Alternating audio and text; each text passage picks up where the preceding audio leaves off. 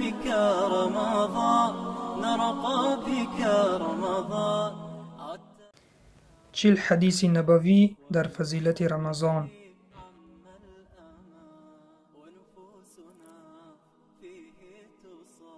به نام عزت پاک با عرض سلام و ادب و احترام.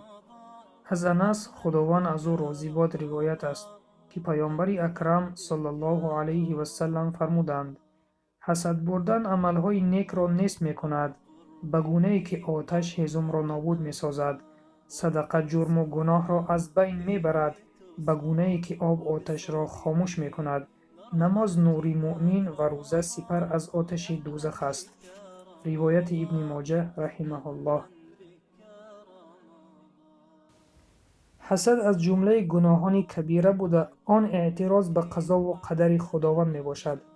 انسان حسد برنده گویا به قضای خداوند اعتراض نموده است. بنابراین پیامبر صلی الله علیه و سلم فرمودند که حسد ثواب عملهای نیک را از نامه اعمال انسان نابود می سازد. ثواب صدقه به مانند آبی است که آتش را خاموش می کند و عذاب خطاها را از بنده دور می سازد.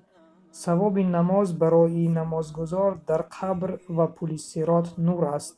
روزه عامل نجات دهنده و پرده از آتش دوزخ برای روزدار می باشد و روزدار داخل جهنم نمی شود.